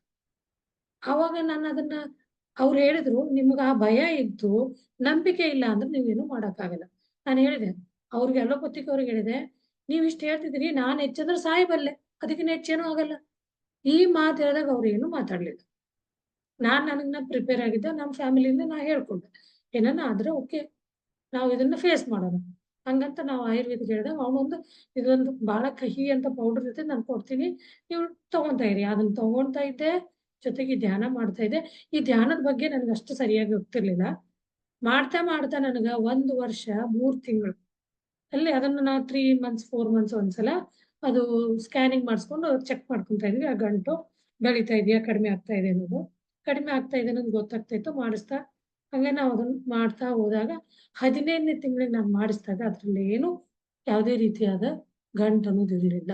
ಎಷ್ಟು ನನ್ನ ಕಣ್ಮುಂದೆನೆ ನಾನು ನೋಡಿದೆ 2, 3 ಜನ ಏನದು ಯುಟರಸ್ ಗರ್ಭಕೋಶ ತೆಗೆಸ್ಕೊಂಡ್ ಬಂದ್ರು. ಬಟ್ ಅದು ನಮ್ದೊಂದು ಅಂಗ, ಅದನ್ನ ಮಗು ತರ ನಾವು ಪೋಷಿಸ್ಬೇಕು. ಆದ್ರೆ ಅದನ್ನ ನಾವು ಆ ಧ್ಯಾನ ಈಗ ಗೊತ್ತಾಗಿದ್ದು ನನಗೆ 2020ಲಿ ನನಗೆ ಗೊತ್ತಾಯ್ತು. ಯಾವಾಗ ಇದು ಕೋವಿಡ್ ಬಂತು, ಲಾಕ್‌ಡೌನ್ ಆಯ್ತಲ್ಲ, ನಾನು ಬರೀ ರಜಾ ಮನೇಲಿ ಕೂತು ಬರೀ ಮೆಡಿಟೇಷನ್. ನೀವು ನಂಬಂಗಿಲ್ಲ, ನಾನು ಬೆಳಿಗ್ಗೆ 4 ಗಂಟೆ, ಸಂಜೆ 4 ಗಂಟೆ ಮೆಡಿಟೇಷನ್ನೇ ಮಾಡ್ತಾ ಇದ್ದೆ. ಆಗ ನನಗೆ ಇವ್ರುಗಳು ಕಾಂಟ್ಯಾಕ್ಟ್ ಅಲ್ಲಿ ಬಂದ್ರು. ಒಬ್ರು ನಮ್ಮ ಅಕ್ಕನೇ ಹೇಳಿದ್ರು, "ನೀನು ಇಷ್ಟು ವರ್ಷದಿಂದ ಅಧ್ಯಾತ್ಮ ಹೇಳ್ತೀಯ, ಇಲ್ಲಿ ಕ್ಲಾಸ್ ಕೊಡು" ಅಂತೇಳಿ. ಅಲ್ಲಿ ನಾನು ಕ್ಲಾಸ್ ಕೊಟ್ಟೆ. ನನಗೇನ್ ತಿಳುವಳಿಕೆ ಇದೆ, ನನಗೆ ಯಾವ ರೀತಿ ಪರಿವರ್ತನೆ ಆಗಿದೆ ಜೀವನದಲ್ಲಿ, ಯಾವ ರೀತಿ ನಮ್ಮ ಬಗ್ಗೆ ಏನ್ ಕೆಟ್ಟದ್ದು ಮಾಡಿದ್ರು ಅವ್ರ ಬಗ್ಗೆ ಕ್ಷಮಾ ಅನ್ನೋದು ಬರಬೇಕು. ಅವ್ರು ನಮ್ಗೆ ಯಾಕೆ ಕೆಟ್ಟದ್ದು ಮಾಡ್ತಾ ಇದಾರೆ, ನಾವು ಅವ್ರಿಗೆ ಯಾವಾಗ್ಲೂ ಮಾಡಿರ್ಬೇಕು ಯಾವುದೋ ಜನ್ಮ. ಅವಾಗಿಂದನೂ ನನಗೆ ಅದರ ಅರಿವು ಅನ್ನೋದು ಆಗಿತ್ತು. ಅದನ್ನ ನಾನು ಪಾಲಿಸ್ತಾ ಬಂದಿದ್ದೆ. ಅದರಿಂದ ಅದೇ ಬೇಸ್‌ಮೆಂಟ್, ಅದೇ ಅನುಭವನ ತಗೊಂಡು ನಾನು ಕ್ಲಾಸ್ ಕೊಟ್ಟೆ ಬೆಂಗಳೂರಲ್ಲಿ. ಅವರು ಇಲ್ಲ ಇದೆ ನಿಮ್ಗೆ ಎಕ್ಸ್‌ಪೀರಿಯನ್ಸ್, ನೀವು ಮಾಡ್ಬೋದು. ನನಗೆ ಹೆಂಗ್ ಧೈರ್ಯ ಕೊಟ್ರಂದ್ರೆ ಅವರು, ನಾನ್ ಮೊದ್ಲು ಮಾಡ್ತಾ ಇರೋ ಗುರು ಅವ್ರು ಹೇಳ್ತಿದ್ರು, "ನೀವು ಹೇಳಂಗಿಲ್ಲ ಯಾರಿಗೂ." ನಾವು ಊರ್ ಕಡೆ ಹೋದಾಗ ಹೇಳ್ತಿದ್ದೆ, ಹಿಂದಿ ಅಲ್ಲ ಇಲ್ಲಿ. ಊರ್ಗ್ ಹೋದಾಗ ಕನ್ನಡ ಅವ್ರಿಗೆ ಹಿಂದಿ ಬರಲ್ಲ ಅಂತೇಳಿ ಒಂಚೂರು ಅದ್ರ ಬಗ್ಗೆ ಹೇಳ್ತಿದ್ದೆ. ಯಾವಾಗನ ನಮ್ಮ ಅಣ್ಣನ್ ಡೆತ್ ಆದಾಗ, ನಮ್ಮ ಅಪ್ಪರ್ದಾದಾಗ. ನಮ್ಮ ಅಪ್ಪರ್ದಾದಾಗ ನನಗೆ ಗೊತ್ತಿರ್ಲಿಲ್ಲ. ನಮ್ಮ ಅಣ್ಣಂದಾದಾಗ ಒಂದು ಸಲ ನಾನೆಲ್ಲರಿಗೂ ಸೇರಿಸ್ಕೊಂಡು ಈ ತರ ಕ್ಷಮೆ ಕೇಳ್ಬೇಕು. ಅವ್ರು ಸಾವಿಲ್ಲ, ಅವ್ರಿಗೆ ಮತ್ತೊಂದು ಕಡೆ ಜನ್ಮ ಸಿಗ್ತೈತಿ, ಆತ್ಮಕ್ ಸಾವಿಲ್ಲ. ಇದ್ರ ಬಗ್ಗೆ ಎಲ್ಲ ಚೂರ್ ಚೂರ್ ಹೇಳ್ತಿದ್ದೆ. ಆದ್ರೆ ನಮಗ್ ಹೇಳ್ಬೇಡ ಅಂತ ಹೇಳಿದ್ರು. ಒಳಗ್ ನಾನು ಕ್ಷಮೆ ಕೇಳ್ತಿದ್ದೆ ಅವ್ರಿಗೆ. ನಾನು ಇವ್ರಿಗೆ ಲ್ಯಾಂಗ್ವೇಜ್ ಬರಲ್ಲ, ಹಂಗಾಗಿ ಹೇಳ್ತಿದ್ದೀನಿ ಅಂತ ಹೇಳಿ. ಈಗ ನಾನು ಕೋವಿಡ್ ಟೈಮಲ್ಲಿ ಏನಾಯ್ತು ಅಂದ್ರೆ ಅವ್ರ ಕಾಂಟ್ಯಾಕ್ಟ್ ಅಲ್ಲಿ ಬಂದೆ. ಈಗ ನಾನೇನ್ ಮಾಡಿಸ್ತಾ ಇದ್ದೀನಲ್ಲ ಧ್ಯಾನ, ಇದು PSSM ಅಂತ ಹೇಳಿ. PSSM ಅಂದ್ರೆ ಪಿರಮಿಡ್ ಸ್ಪಿರಿಚುವಲ್ ಸೊಸೈಟಿ ಮೂವ್‌ಮೆಂಟ್ ಅಂತ ಹೇಳಿ. ಇದು ಪತ್ರಿಜಿ ಅನ್ನೋರ ಹೆಸರಲ್ಲಿ ಅವರು ನಮ್ಮ ತರಾನೇ ಒಂದು ಸಂಸಾರ ಮಕ್ಕಳು ಎಲ್ಲ ಇದ್ದೋರು ಈ ಒಂದು ರಿಸರ್ಚ್ ಇದ್ರ ಬಗ್ಗೆ ಇದನ್ನ ಮಾಡಿ ಬೇರೆ ಬೇರೆ ರೀತಿಯಾದ ಪ್ರಾಕ್ಟಿಕಲ್ಸ್ ಮಾಡಿ ಇದನ್ನ ಜನಗಳಿಗೆ ಹೇಳ್ಕೊಟ್ಟಿದ್ದಾರೆ. ಅವ್ರ ಅವ್ರ ಕಾಂಟ್ಯಾಕ್ಟ್ ಅಲ್ಲಿ ಬಂದೆ ನಾನು 2020ರಲ್ಲಿ. ಆಗ ನನಗ ಅವ್ರು ಈ ಸ್ಪಿರಿಚುವಲ್ ರಿಯಾಲಿಟಿ ವಿಡಿಯೋ ಅದನ್ನ ನೋಡ್ತಿದ್ದೆನ ನನಗೆ ಖುಷಿ ಆಯ್ತು. ಓಹ್! ಇದನ್ನ ನೋಡಿ ನಾನೇ ಮಾಡಕ್ ಸ್ಟಾರ್ಟ್ ಮಾಡಿದ್ದೀನಲ್ಲ. ಅವ್ರು ನನಗೆ ಕೇಳಿದ್ರು, "ಇಲ್ಲ ನಾನು ಈ 2010 ನೋಡಿನಿ ಇದನ್ನ. ಅವಾಗಿಂದ ನಾನು ಮಾಡೀನಿ. ಅಷ್ಟು ನನಗೆ ಇದೆಲ್ಲ ಸೀರಿಯಸ್ ಆಗಿ ಗೊತ್ತಿರ್ಲಿಲ್ಲ." ಸೊ ಆವತ್ತಿಂದ ಪತ್ರಿಜಿ ಅನ್ನೋ ಹೆಸರು ಕೇಳಿ ಅವ್ರು ಇಷ್ಟು ವಿಡಿಯೋ ನೋಡಿದೆ ನಾನು. ಒಂದೊಂದು ವಿಡಿಯೋನ ನನಗೆ ಟಚ್ ಆಗ್ತಾ ಬಂತು. ನಾನು ಗುರು ಅಲ್ಲ, ನೀವು ಶಿಷ್ಯ ಅಲ್ಲ, ಒಂದೇ ಎಲ್ಲರೂ, ಎಲ್ಲರಿಗೂ ಹೇಳ್ಕೊಡ್ಬೇಕು. ನೀವೇನ್ ಕಲಿತೀರಿ ನಿಮ್ಗ್ ಲಾಭ ಆಗಿದೆ ಅಂದ್ರೆ, ಆ ಲಾಭದಿಂದ ಮುಚ್ಚಿಟ್ಕೋಬಾರ್ದು, ಬೇರೆಯವ್ರಿಗೂ ಕಲಿಸ್ಬೇಕು ಅದನ್ನ. ಅವಾಗ ನನಗೆ ಓಹ್! ನಂದೇನೆ ಇದು. ನಾನು 7, 8 ವರ್ಷ ಕಾಲೇಜಲ್ಲಿ ಓದ್ಸಿದೆ. ಆ ಅನುಭವ ನನಗೆ ಓದ್ಸೋದು ಮಕ್ಕಳ ಜೊತೆ, ಕಾಲೇಜ್ ಸ್ಟೂಡೆಂಟ್ಸ್ ಜೊತೆ ಓದ್ಸೋದನ್ನು ಒಳಗಿತ್ತು. ಇದು ನನಗೋಸ್ಕರನೇ ಇದೆ ಅನ್ನೋದು ಗೊತ್ತಾಗಿ, ನಾನು 2021 ಇಂದ ಈ ನಂದು ಝೂಮ್ ಕ್ಲಾಸಸ್ ತಗೊಳಕ್ ಸ್ಟಾರ್ಟ್ ಮಾಡಿದೆ. ನನಗೆ ಗೊತ್ತಿರೋ ಎಲ್ಲ ಫ್ರೆಂಡ್ ಸರ್ಕಲ್‌ನ ಅದ್ರಲ್ಲಿ ಗ್ರೂಪಲ್ಲಿ ಹಾಕಿ ಹಿಂದಿಲಿ ಮತ್ತೆ ಕನ್ನಡದವರು ನಮ್ಮ ಫ್ರೆಂಡ್ ಸರ್ಕಲ್ಲು, ರಿಲೇಟಿವ್ ಕೆಲವೊಬ್ರು ಸೇರಿದ್ರು. ಅವರಿಗೆ ಹಿಂದಿ ಬರುತ್ತೆ ಅನ್ನೋ ಕಾನ್ಫಿಡೆನ್ಸಲ್ಲಿ ಸ್ಟಾರ್ಟಿಂಗ್ ಒಂದಿಷ್ಟು ಕನ್ನಡ ಕ್ಲಾಸು ಕೊಟ್ಟೆ. ಆಮೇಲೆ ಹಿಂದಿ ಕ್ಲಾಸಸ್ ಕೊಡಕ್ ಸ್ಟಾರ್ಟ್ ಮಾಡಿದೆ. ಯಾಕಂದ್ರೆ ಕನ್ನಡದವ್ರಿಗೆ ಹಿಂದಿ ಬರುತ್ತೆ, ಹಿಂದಿ ಜನಕ್ಕೆ ಕನ್ನಡ ಬರಲ್ಲ ಅನ್ನೋ ಒಂದು ಉದ್ದೇಶದಿಂದ ಹಿಂದಿನ ನಾನು ಮೊದಲು ಬರೀ ಝೂಮಲ್ಲಿ ಮಾಡ್ತಾ ಇದ್ದೆ. 9 ಗಂಟೆಯಿಂದ 10 ಗಂಟೆ 40 ನಿಮಿಷದ ಕ್ಲಾಸ್ ಇರುತ್ತೆ. ಅವಾಗ ಅವರೆಲ್ಲ ಹೇಳಿದ್ರು, "ನಮ್ಗೆ ಆ ಟೈಮಲ್ಲಿ ಆಗಲ್ಲ. ನೀವು ಯೂಟ್ಯೂಬಲ್ಲಿ ಹಾಕ್ಬಿಡಿ. ನಾವು ನಮ್ಗೆ ಟೈಮ್ ಸಿಕ್ಕಾಗ ನೋಡ್ಕೊಂತೀವಿ" ಅಂತ ಹೇಳಿದ್ರು. ಅದು ನಾನು ಯೂಟ್ಯೂಬಲ್ಲೆಲ್ಲ ರಿಸರ್ಚ್ ಮಾಡಿ, ನನಗೆ ಈ ಯೂಟ್ಯೂಬ್ ಚಾನಲ್ ಏನು ಗೊತ್ತಿಲ್ಲ. ಅಂದ್ರೆ ನಾನು ಇವೆಲ್ಲ ಟೈಮ್ ಪಾಸ್ ಹಂಗಂತಾನೆ ಮಾಡಕ್ ಇವಕ್ಕೆಲ್ಲ ಯಾಕಂದ್ರೆ ಜಾಬ್ ಮಾಡೋರ್ಗ್ ಆಗಲ್ಲ. ಅವೆಲ್ಲದ್ರಾಗೂ ಇದನ್ನ ಮಾಡಿರ್ಲಿಲ್ಲ. ಇದು ಒಂದು ಒಳ್ಳೆ ಕಾರ್ಯ. ಇದರಿಂದ 4 ಜನಕ್ಕೆ ಒಳ್ಳೇದಾಕೈತೆ ಅನ್ನೋ ಒಂದು ಉದ್ದೇಶದಿಂದ. ಆಮೇಲೆ ಇವ್ರು ಹೇಳಿದ್ ನನಗೆ ಇನ್ನೊಂದು ಏನ್ ಟಚ್ ಆಯ್ತಂದ್ರೆ, ಈ ಧ್ಯಾನನ ನೀವು ಕಲ್ತ್ಕೊಂಡು ನಿಮ್ಮಲ್ಲಾಗಿರೋ ಬದಲಾವಣೆನ ಬೇರೆಯವ್ರಿಗೆ ಫ್ರೀಯಾಗಿ ಹೇಳ್ಕೊಡ್ಬೇಕು. ಯಾವುದೇ ದುಡ್ಡು ತಗೊಳ್ಳೋಂಗಿಲ್ಲ. ದುಡ್ಡು ತಗೊಂಡ್ರೆ ಅದು ನಿಮಗೂ ಲಾಭಕಾರಿ ಅಲ್ಲ, ಎದುರಿನವ್ರಿಗೂ ಲಾಭಕಾರಿ ಅಲ್ಲ. ಆ ಮಾತು ಭಾಳ ನನಗೆ ಟಚ್ ಆಯ್ತು. ಓಹ್! ಮಾಡೋಣ ಅಂತ ಹೇಳಿ ನಾನು ಇದನ್ನ ಮಾಡಕ್ ಶುರು ಮಾಡಿದೆ. ಹೆಂಗಂದ್ರೆ ನಾನು 21 ಇಂದ ಹಿಡಿದು ಇಲ್ಲಿ ತನಕ ಡೈಲಿ ಕ್ಲಾಸ್ ತಗೊಂತೀನಿ. ನನಗೇನು ವಿಸ್ಡಮ್ ಏನು ಅದ್ರ ಬಗ್ಗೆ ನಾಲೆಡ್ಜ್ ಇರುತ್ತೆ, ಒಂದು 5 ನಿಮಿಷ 10 ನಿಮಿಷ ಹೇಳಿ ಆಮೇಲೆ ಧ್ಯಾನ ಕೂರಿಸಿ. ಒಂದೊಂದ್ಸಲ ಇಂಟೆನ್ಸ್ ಡೀಪ್ ಮೆಡಿಟೇಷನ್ ಕೂರಿಸೋದು. ಈ ರೀತಿ ನನ್ನ ಇದು ಸ್ಟಾರ್ಟ್ ಆಯ್ತು ಧ್ಯಾನದಲ್ಲಿ. ಅದನ್ನ ನಾನು ಬೇರೆಯವ್ರಿಗೆ ಹೇಳ್ತೀನಿ. ಅವ್ರು ಹೇಳೋದನ್ನೇ, ನಮ್ಮದು ಅಲ್ವೇ ಅಲ್ಲ ವರ್ಡ್ಸ್. ವರ್ಡ್ಸ್ ನಮ್ದು, ಆದ್ರೆ ಹೇಳಿದ್ದವ್ರು. ಅವ್ರು ಏನ್ ಹೇಳ್ತಾರೆ, ನಾನು ಹೇಳಿದ್ರು ನನ್ನ ಪದಗಳನ್ನ ಹಿಡೀರಿ. ನನಗೆ ಅವ್ರ ಮಾತು ಕೇಳ್ತಿದಂಗೆನೆ ನಮ್ಮ ನಾರ್ತ್ ಕರ್ನಾಟಕದಲ್ಲಿ ಇವರು ಅಜ್ಜಾರ್ ಇದಾರಲ್ಲ, ಯಾರಂದ್ರೆ ಈ ಆಶ್ರಮ ಏನ್ ಹೆಸರೇ ನಾವು ಸಿದ್ದೇಶ್ವರ ಸ್ವಾಮಿಗಳು. ಹಾ, ನಾವು ಎಷ್ಟು ವಿಡಿಯೋ ನೋಡಿನಿ, ಹೆಸರು ಬರಕತ್ತಿಲ್ಲ ನಮಗೆ. ಸಿದ್ದೇಶ್ವರ ಸ್ವಾಮಿಗಳು. ಸಿದ್ದೇಶ್ವರ ಸ್ವಾಮಿಗಳು ಇಷ್ಟು ನಾನು ವಿಡಿಯೋ ನೋಡ್ತಾ ಇದ್ದೆ. ಅವ್ರು ಹೇಳೋ ಇವ್ರು ಹೇಳೋ ಮಾತುಗಳು ನನಗೆ ಒಂದೊಂದು ಮ್ಯಾಚ್ ಆಗ್ತು. ಅವ್ರ ಸಿದ್ದೇಶ್ವರ ಸ್ವಾಮಿ ಹೊರ ಕಸ ಗುಡ್ಸೋನ್ ಮನಸ್ಸಲ್ಲಿ ಒಳ್ಳೆತನ ಇದ್ರೆ ಅವರೇ ದೇವ್ರು. ಅದು ಬೇಕಿಲ್ಲ ಒಳಗ್ ಕೂತ್ಕೊಂಡು ನಾವು ಲಿಂಗ ಪೂಜೆ ಮಾಡ್ಕೊಳ್ಳೋದು. ಅವರು ಮನಸಾರೆ ತಮ್ಮ ಇದಕ್ಕೂ ಸೇವೆ ಮಾಡ್ತಿದ್ದಾರೆ ಅಂದ್ರೆ ದೇವ್ರಂದ್ರೆ ಏನು, ಬೈಲ್ ಅಂದ್ರೆ ಏನು, ಆತ್ಮ ಅಂದ್ರೆ ಏನು, ಅವರಿಂದ ಅವ್ರು ಹೇಳೋದು ಇವ್ರು ಹೇಳೋದನ್ನು ಒಂದೇ ಇತ್ತು. ಅವಾಗ ನಮಗ ಏನಿತ್ತು ಗೊತ್ತಿಲ್ಲ, ಲಿಂಗ ಪೂಜೆ ಮಾಡ್ಕೊಳ್ಳೋದು ಅಂದ್ರೆ ನಮಗ್ ಗೊತ್ತಿತ್ತು. ಅದ್ರಲ್ಲೇ ಎಲ್ಲ ಅಂತ ಹೇಳಿ ನಾವು ನಂಬ್ಕೊಂಡು ಬಂದಿದ್ವಿ. ಅದಕ್ಕಿನ್ನೂ ಮುಂದಿದೆ ಅಂದ್ರೆ ಆ ಲಿಂಗ ಪೂಜೆ ಒಳಗೆ ನಾವು ಏನ್ ನಮ್ಮ ಆತ್ಮಲಿಂಗ ನೋಡ್ತೀವಿ ಅಂತೀವಿ, ಅದನ್ನ ನಾವು ಆ ಧ್ಯಾನದಲ್ಲೂ ನೋಡ್ತೀವಿ. ನೋಡ್ತಿವಾಗ ನಾನು ನೋಡಿದ ಅನುಭವನ ನಾನು ಪಡ್ಕೊಂಡೆ. ಈಗ ಅದನ್ನ ನೀವು ನೋಡಿದ್ಮೇಲೆ ನೀವು ನಿಮ್ಮ ಜೀವನನ ಸರಿ ಮಾಡ್ಕೊಂಡ್ಮೇಲೆ, ಹೆಲ್ತ್ ಸರಿ, ಆರೋಗ್ಯ ರೋಗ ಮುಕ್ತ ಆದ್ಮೇಲೆ ನೀವು ಒಬ್ಬರ ರೋಗ ಮುಕ್ತಾಗಿ ಜೀವಿಸಿದ್ರೆ ಅದು ಸೆಲ್ಫಿಶ್ ಅಂತಾರೆ. ಅದಕ್ಕೆ ಅದನ್ನ ನೀವು ಬೇರೆಯವ್ರಿಗೆ ಹೇಳ್ಬೇಕು. ನೀವು ಅವ್ರು ಏನ್ ಹೇಳ್ತಾರೆ, ನೀವು ಎ ಕಲ್ತ್ರೆ ಎ ಹೇಳ್ಕೊಡಿ, ಬಿ ಕಲ್ತ್ರೆ ಬಿ ಹೇಳ್ಕೊಡಿ. ನೀವು ಉಸಿರಾಟನ ಗಮನಿಸೋದ್ ಕಲ್ತಿರಿ ಅಷ್ಟೇ ಹೇಳ್ರಿ. ಇನ್ನೊಬ್ರಿಗೆ ಉಸಿರಾಟ ಗಮನಿಸ್ರಿ, ನಿಮ್ಗೇನ ಹೆಲ್ತ್ ಪ್ರಾಬ್ಲಮ್ ಇದ್ರೆ ಸರಿ ಹೋಗುತ್ತೆ. ಅದು ಆಯ್ತು. ಅದು ಏನ್ ಅದಕ್ಕಂತ ಹೇಳ್ಬಿಟ್ಟು ಸ್ಪೆಷಲಿ ಅವಾಗ ಹುನ್ನ ಹುಡ್ಕೊಂಡು ನನ್ನ ಹುಡ್ಕೊಂಡ್ ಬರ್ಬೇಕಂತೇನಿಲ್ಲ, ಹಂಗಂತ ಹೇಳಿ. ಈಗ ನಾ ಹೇಳಿದ್ನಂದ್ರೆ ಹೇಳಿ ಈ ಮೇಡಮ್ ಇದ್ರ ಹೋಗ್ರಿ ಯಾಕಂತ ಕೇಳಿದ್ರೆ ಹಂಗೆಲ್ಲ ಇಲ್ಲ. ಈಗ ನಾನು ಇವನ್ ನಾ ಹುಟ್ಟಿದ ಊರಾಗ ನಾವು ಸ್ಕೂಲಲ್ಲಿ ಕ್ಲಾಸ್ ಕೊಟ್ಟು ಬಂದೆ, ಅವ್ರಿಗೆ ಹೇಳಿದೆ, ಆ ಮಕ್ಕಳಿಗೆ ಹೇಳಿದೆ, ನೀವು ಮಾಡಿ ಒಂದ್ ವಾರ ನಿಮ್ಗೆ ಚೆನ್ನಾಗಿದ್ರೆ ನಿಮ್ಮ ಅಪ್ಪ ಅಮ್ಮಗೆ ಹೇಳ್ಕೊಡಿ. ನಾ ಬಹಳ ವರ್ಷದ ಮೇಲೆ ಈ ಸಲ ನಾನು ಪ್ರಯತ್ನ ಮಾಡಿದೆ.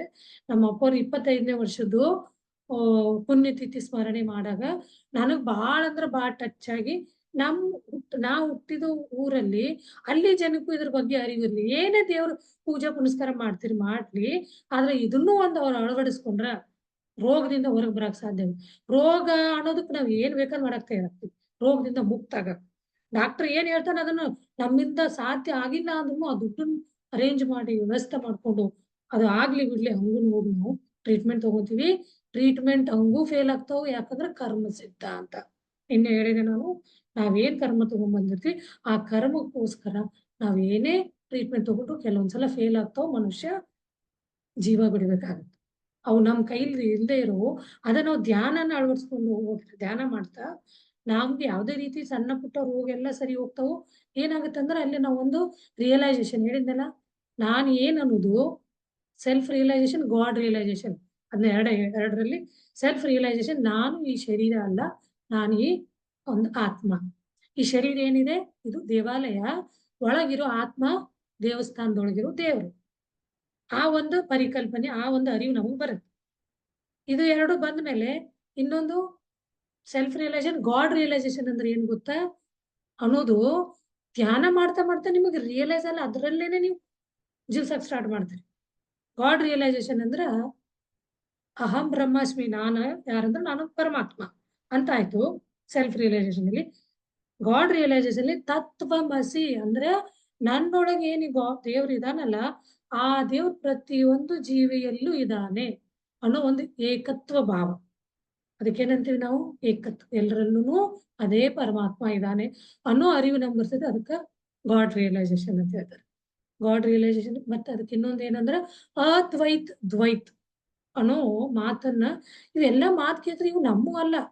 ನಾವು ದಿನನಿತ್ಯದ ಜೀವನದಾಗ ಈ ವರ್ಡ್ಸ್ ಅನ್ನ ಮಾತಾಡೋರ್ ಏನಂತೀವಿ, ಅವರೆಲ್ಲ ಯೋಗಿಗಳು, ಅವರೇ ಆಡ್ಬೇಕು, ಸ್ವಾಮಿಗಳು, ಅವ್ರ ಏನು ಮಠದವರು, ಅವ್ರ ಸಾಧನ ಅವ್ರಿಗೆ ಸ್ಥಿಮಿತ, ನಾವು ಆಡಬಾರ್ದು ಅನ್ನೋದು ಇರ್ತೀವಿ. ದ್ವೈತ ಅದ್ವೈತ ಅದ್ವೈತ ಅನ್ನೋದು. ದ್ವೈತ ಅಂದ್ರೆ ಎರಡು, ದ್ವಿಮುಖ ಅಂದ್ರೆ ಅವ ಬೇರೆ ನಾ ಬೇರೆ ಅನ್ನೋದು ದ್ವೈತ. ದ್ವಂದ್ವ ಅಂತ ಇರ್ತದೆ. ಅದ್ವೈತ ಅಂದ್ರೆ ಎರಡೂ ಒಂದೇ, ನಾನು ಒಂದೇ, ಎದುರಿನವರು ಒಂದೇ, XYZ ನಮ್ ಸುತ್ತಮುತ್ತಲಿರೋರು ಎಲ್ಲ ಒಂದೇ. ಅದಕ್ಕೆ ಏನಂತಾರ ಗಾಡ್ ರಿಯಲೈಸೇಷನ್. ನೋಡಿ ಎಷ್ಟು ಅರ್ಥ ಇದೆ. ಒಂದನೇದು ನಮ್ಗ ಈ ಧ್ಯಾನದಲ್ಲಿ ಇದರ ಅರಿವು ತನ ಆಗುತ್ತೆ. ನಾವ್ ಇದನ್ನ ಯಾಕೆ ಹೇಳ್ತೀವಿ ಅಂದ್ರ ಕೆಲವೊಬ್ರು ಈ ಒಂದು ಇದರಿಂದ ಆಸೆಯಿಂದನೂ ಧ್ಯಾನಕ್ಕೆ ಬರ್ತಾರೆ. ಕೆಲವೊಬ್ರು ರೋಗದಿಂದ ಮುಕ್ತ ಆದ್ರೆ ಸಾಕಪ್ಪ. ಕೆಲವೊಬ್ರ ಹತ್ರ ಟ್ರೀಟ್ಮೆಂಟ್ ತಗೊಳಕ್ ದುಡ್ಡು ಹಾಕಕ್ ರೊಕ್ಕ ಇರಂಗಿಲ್ಲ. ಅಂತವ್ರು ಏನ್ ಮಾಡ್ತಾರ, ಇಂಥದ್ ಸಿಕ್ಕ್ರೆ ನಮ್ಗೆ ಇದಕ್ಕೇನ್ ರೊಕ್ಕ ನಾವ್ ಒತ್ತಿ ಹೇಳ್ತೀವಿ, ನಿಮ್ಗೆ ರೊಕ್ಕ ರೂಪಾಯಿ ಇಲ್ಲ, ಡಾಕ್ಟರ್ ಹತ್ರ ಹೋಗೋಂಗಿಲ್ಲ, ನಿಮ್ಗೆ ಏನು ಅಂದ್ರು ನೀವ್ ರೋಗ ಇದಾವೆ ಎಲ್ಲ ಸರಿ ಹೋಗ್ತಿ. ಏನ್ ಮಾಡ್ಬೇಕು ನೀವು, ನಿಮ್ಮ ದಿನನಿತ್ಯದ ಕೆಲಸದ ಮಧ್ಯೆ ಇದಕ್ಕೋಸ್ಕರ ಟೈಮ್ ಇರ್ತೀವಿ. ಅದು ನಿಮಗ ಅನುಕೂಲ ಆಗಂಗ. ನಿಮ್ಗ್ ದಿನ ಇಡೀ ಕೆಲ್ಸದಾಗ ಬಿಸಿ ಇದ್ರ ಮಲಗೋದು ನಿಮ್ ಟೈಮ್ ತಾನೆ, ಮಲಗೋ ಟೈಮ್ನಾಗ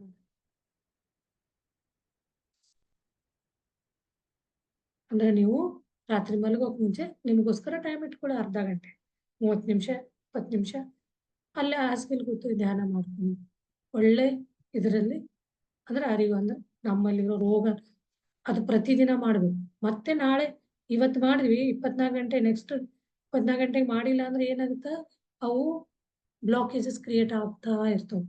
ಉಸಿರು ಕಂಟಿನ್ಯೂಸ್ ನಾವು ತಗೊಂತಾನೆ ಇರ್ತೀವಿ. ಉಸಿರು ತಗೊಂಡ್ವಿ, ಹೊರಗ್ ಬಿಟ್ವಿ, ಹೊರಗ್ ಬಿಡೋದು ಹೆಚ್ಚು ಕಮ್ಮಿ ಆದ್ರೆ ಒಳಗ್ ಉಳಿತಾವ, ಅವು ರೋಗನ ಉತ್ಪನ್ನ ಮಾಡ್ತಾವ, ಅಂದ್ರೆ ಬ್ಲಾಕೇಜ್ ಕ್ರಿಯೇಟ್ ಮಾಡ್ತಾವ. ಇದೆಲ್ಲ ಆದ್ಮೇಲೂ ನಮ್ಮ ಕರ್ಮಗಳನ್ನು ನಮಗ್ ರೋಗನ ಉತ್ಪನ್ನ ಮಾಡ್ತಾವ. ಮತ್ತೆ ನಮಗೆ ಒಂದ್ಸಲ ನಾವು ರೋಗಿ ಅಲ್ಲ, ನನಗೇನು ಬಂದಿದೆ ಇವೆಲ್ಲ ಹೆಲ್ತ್ ರೋಗ ಅಂತ ಹೇಳಿ ನೀವು ಇಟ್ಕೊಂಡಿರ ಹೆಸರು, ಅವೆಲ್ಲ ನಮ್ಮ ಶರೀರವು ದನಿವಾಗಿ ತನ್ನನ್ನು ತಾನು ರಿಪೇರ್ ಮಾಡ್ಕೊಳಕ್ ಬಂದಂತ ಇವು ನೋವುಗಳು. ಅವುಗಳ ಜೊತೆ ನಾವು ಕನೆಕ್ಟ್ ಆಗಿ ಆ ಭಾಗ ನಿಮ್ ತಲೆ ನೋವ್ತಿದೆ ಅಂದ್ರೆ ಏನೋ ನೀವು ಜಾಸ್ತಿ ಇವತ್ತು ಕೆಲಸ ಮಾಡಿದೀವಿ, ಯೋಚನೆ ಮಾಡಿದೀವಿ, ತಲೆ ನೋವ್ತಿದೆ. ಅದ್ರ ಜೊತೆಗೆ ಅದಕ್ಕೆ ನಾವು ಸಾಂತ್ವನ ಮಾಡೋದು, ಪ್ರೀತಿನ ಕನೆಕ್ಟ್ ಅದಕ್ಕೆ ಹೇಳ್ಬೋದು. ನಾನು ಅದೇ ಹೇಳಿದ್ದೆ, ನಾ ಏನ ಹೇಳಿಲ್ಲ ನಮ್ಗ ಕನ್ನಡದಲ್ಲಿ, ಹಿಂದಿಯವ್ರಿಗೆ ಹೇಳಿದೀನಿ. ಅದಕ್ಕೆ ಯಾವ ರೀತಿ ಅಂದ್ರೆ, ನಾನು ನಿಮ್ ಪ್ರೀತಿಸ್ತೀನಿ, ನಾನು ನಿಮ್ ಬಗ್ಗೆ ಇಷ್ಟು ದಿನ ಗಮನನೇ ಕೊಡ್ಲಿಲ್ಲ, ಹುಟ್ಟಿದಾಗಿಂದ ಇಲ್ಲಿವರೆಗೂ ನಾನು ನಿನ್ಗ ಧನ್ಯವಾದನ ವ್ಯಕ್ತಪಡಿಸಿಲ್ಲ, ನೀ ನನ್ನ ಸೇವೆ ಮಾಡಿದಿ, ನಿನ್ ಸೇವೆಗೋಸ್ಕರ ನಾನು ಕೃತಜ್ಞತೆನೇ ತೋರಿಸ್ಲಿಲ್ಲ ಅಂತ ಹೇಳಿ, ಇದಕ್ಕೆ ನಾವು ತಲೆ ಆಗ್ಲಿ ಕಣ್ಣಾಗ್ಲಿ, ಕಣ್ಣು ನೋಡಿ ಜೀವನ ಹುಟ್ಟಿದಾಗಿಂದ ಇಲ್ಲಿವರೆಗೂ ನಮ್ಗ ಏನ್ ಸೇವೆ ಮಾಡ್ತಾ ಇರೋದು, ಎಲ್ಲ ದುನಿಯಾ ನೋಡಕ್ ನಮ್ ಕೆಲ್ಸ ಮಾಡ್ತಾ ಇದೆ. ನಾವು ಅದಕ್ಕೆ ಕೃತಜ್ಞತೆನೇ ತೋರಿಸಿದ್ವಿ. ಅದು ಒಂದ್ ದಿವಸ ಸುಸ್ತಾಗಿ ಟಯರ್ಡ್ ಆಗುತ್ತೆ, ಆಗ ನಾವು ಅದ್ರ ಜೊತೆ ಕನೆಕ್ಟ್ ಆಗಿ ನಾನು ನಿನ್ನ ಪ್ರೀತಿಸ್ತೀನಿ, ಯಾವುದೇ ಕಂಡೀಷನ್ ಇಲ್ದೇನೆ ಅನ್ಕಂಡೀಷನಲ್ ಪ್ರೀತಿ ಇರ್ಬೇಕು. ಆಗ ಅದು ರೋಗದಿಂದ ಉಲ್ಬಣ ಆಗುತ್ತೆ, ಹೀಲ್ ಆಗುತ್ತೆ, ರಿಪೇರ್ ಆಗುತ್ತೆ, ತಾನೇ ಅದು ಸರಿಪಡಿಸ್ಕೊಡುತ್ತೆ. ಇದನ್ನು ಒಂದು ಧ್ಯಾನದಾಗ ನಮ್ಗೆ ಗೊತ್ತಾಗುತ್ತೆ.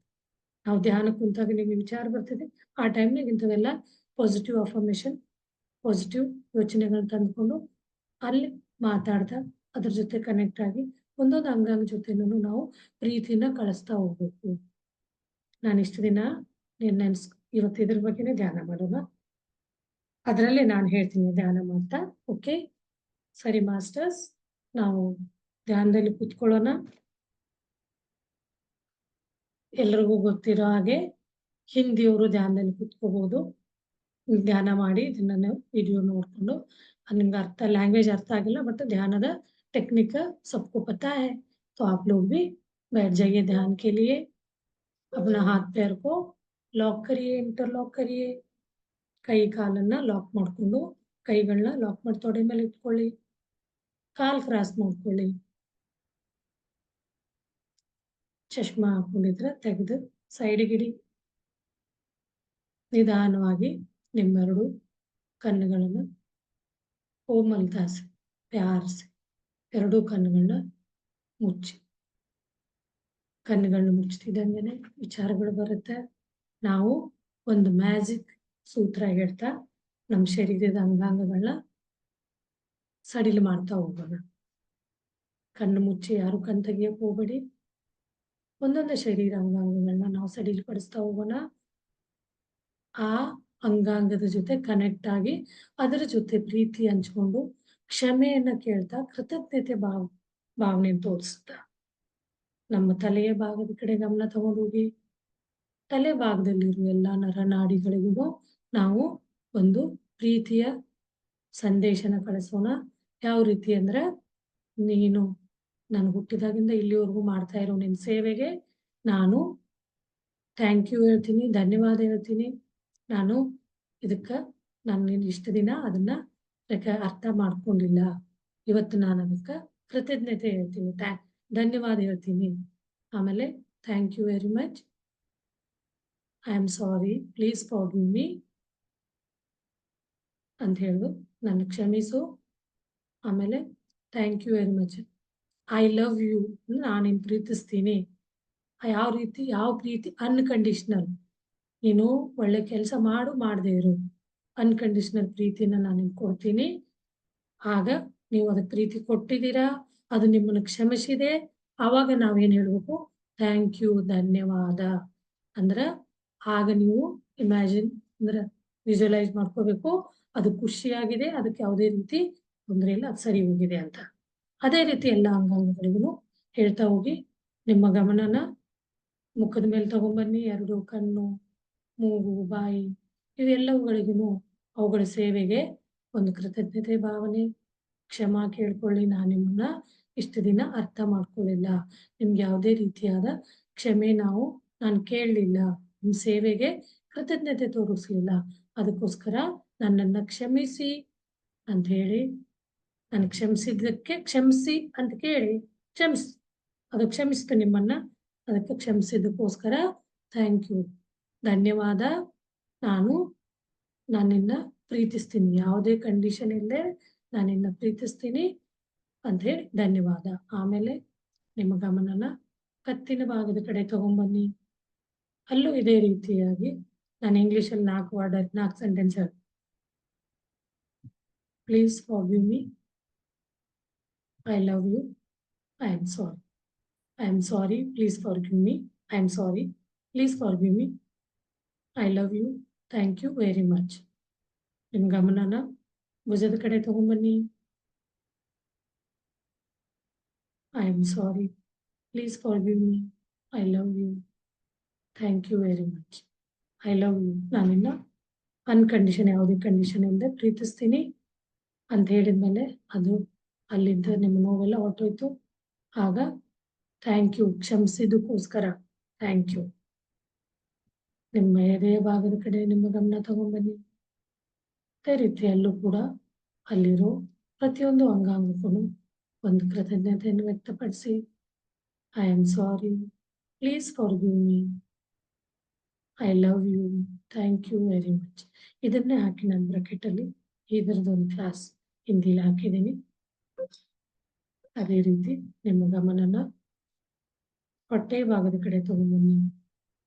ಹೊಟ್ಟೆ ಭಾಗದಲ್ಲಿರುವ ಎಲ್ಲ ಅಂಗಾಂಗಗಳಿಗೂ ಇದೆ ಒಂದು ಪ್ರೀತಿಯ ಕೃತಜ್ಞತೆ ಅಂಡ್ ಕ್ಷಮೆ ಮೆಸೇಜನ್ನು ಕಳಿಸಿ. I am sorry, please forgive me, I love you, thank you very much. Unconditional love and thank you ಅಂದರೆ ನೀನನ್ನು ಕ್ಷಮಿಸಿದ್ದಕ್ಕೋಸ್ಕರ ಥ್ಯಾಂಕ್ ಯು ವೆರಿ ಮಚ್. ಬೆನ್ನಿನ ಮೇಲ್ಭಾಗದ ಕಡೆ ಗಮನ ತಗೊಂಡೋಗಿ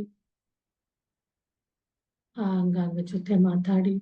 I am sorry, please forgive me, I love you, thank you very much. ಬೆನ್ನಿನ ಕೆಳಭಾಗ I am sorry, please forgive me, I love you, thank you very much. ಎರಡು ತೊಡೆ ಕಡೆ ನಿಮ್ಮ ಗಮನ ಬರಲಿ. ತೊಡೆಗಳ ಜೊತೆ ಅದರ ಸೇವೆಗೆ ಕೃತಜ್ಞತೆ ವ್ಯಕ್ತಪಡಿಸಿ. I am sorry, please forgive me, I love you, thank you very much. ಆಮೇಲೆ ನಿಮ್ಮ ಕಾಲಿನ ಮಂಡಿ ಕಡೆ ಗಮನ ತಗೊಂಡ್ಬನ್ನಿ. ಎರಡು ಮಂಡಿಗಳನ್ನು ಜೀವನ ಪರ್ಯಂತ ನನ್ನ ಸಹ ಭಾರ ಎತ್ಕೊಂಡು ತಿರುಗ್ತಾ ಇದೆ, ಅದ್ರ ಜೊತೆ ನಾವು ಪ್ರೀತಿನೇ ವ್ಯಕ್ತಪಡಿಸಿಲ್ಲ.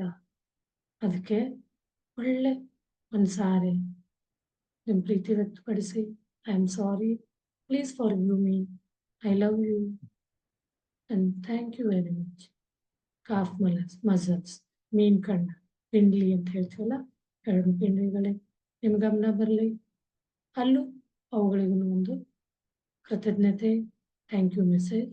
I am sorry, please forgive me, I love you, thank you very much. ಕಾಲಿನ ಪಾದ, ಬೆರಳು ನೋಡಿ, ಅದು ಸುಸ್ತಾದಾಗ ಈ ಒಂದು ಮೆಸೇಜ್ ಅದಕ್ಕೆ ಕಳಿಸಿದ್ರೆ ಸಾಕು, ಅದು ನಿಮ್ಗೆ ಕ್ಷಮಿಸುತ್ತೆ. ಈ ರೀತಿ ಭಾವನೆ ಇಟ್ಕೊಂಡು ಶಾಂತವಾದ ಮನಸ್ಸಿನಿಂದ ನಮ್ಮ ಉಸಿರಾಟನ ಗಮನಿಸಕ್ಕೆ ಶುರು ಮಾಡೋದು. ಉಸಿರಾಟನ ಗಮನಿಸ್ತಾ ನಮ್ಮ ಶರೀರದಲ್ಲಿ ದಸ್ವಾರ ಅಂದ್ರೆ ಓಪನ್ ಆಗುತ್ತೆ. ಅದರಿಂದ ವಿಶ್ವ ಪ್ರಾಣಶಕ್ತಿ.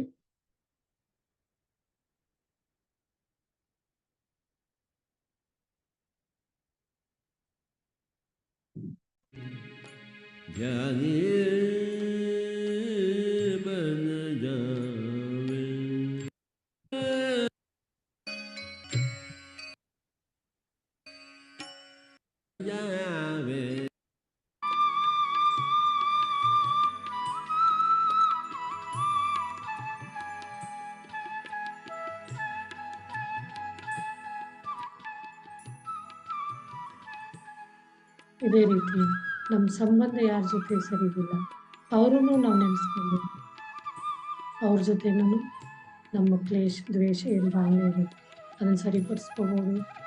ಅವ್ರ ಹೆಸರನ್ನು ನೆನಪಿಸ್ಕೊಳ್ಳಿ, ಅವ್ರಿಗೆ ಕೃತಜ್ಞತೆ.